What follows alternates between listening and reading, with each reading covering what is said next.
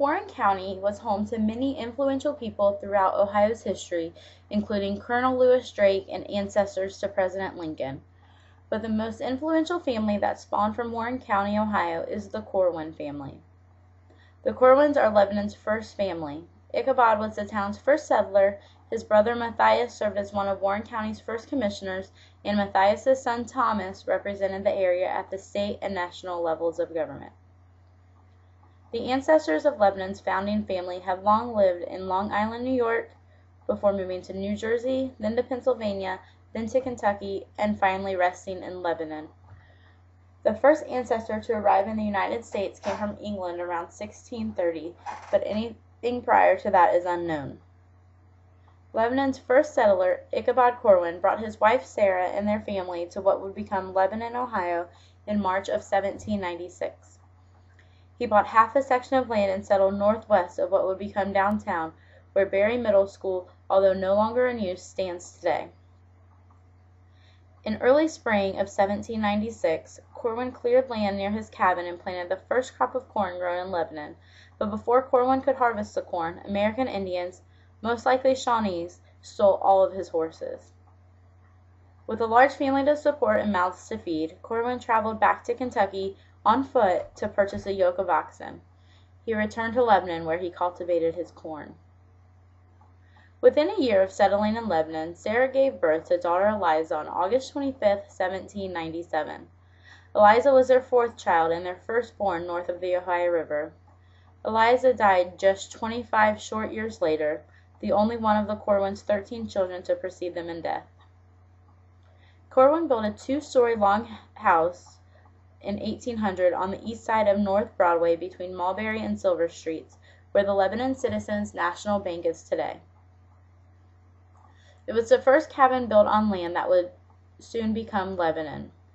Ichabod and his family lived there for 1 or 2 years before selling it to Ephraim Hathaway, who would open the Black Horse Tavern.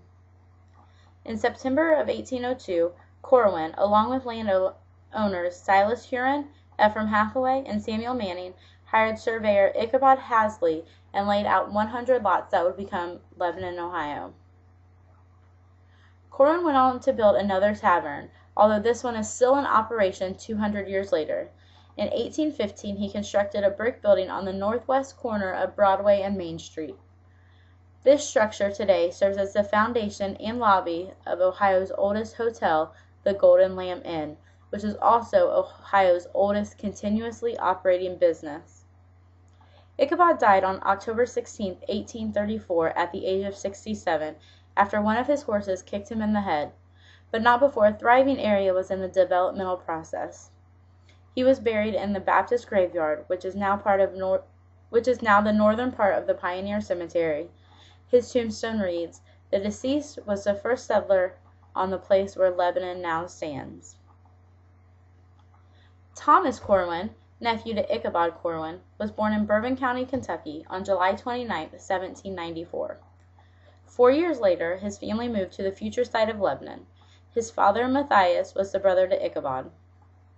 Thomas's formal education was short-lived. His father was poor and believed that he could support the continued education of only one son.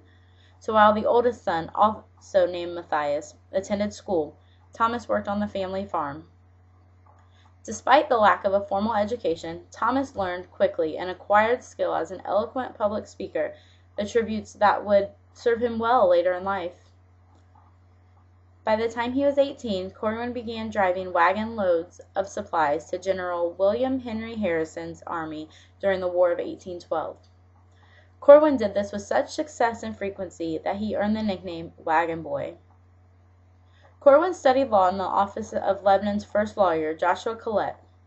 By 1817, he was admitted to the Ohio bar and wasted no time entering politics.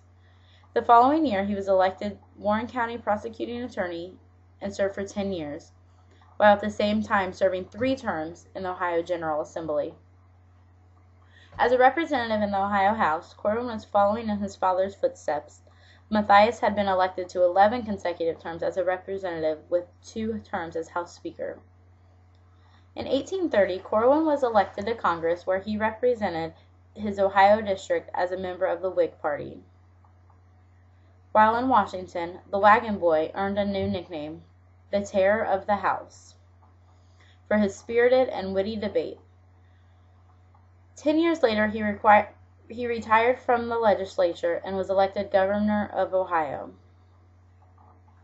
Corwin was not one to abandon his principles, even in the face of heavy opposition. On February 11, 1847, Senator Corwin spoke out against President James K. Polk's escalation of the Mexican War. In his speech against the appropriations bill that would supply American soldiers in the field, Corwin questioned whether the fighting was actually over U.S. soil. 2 years earlier, Congress had drawn Texas's border with Mexico at the Rio Grande. Mexico claimed that the border was 150 miles north of the Nueces River.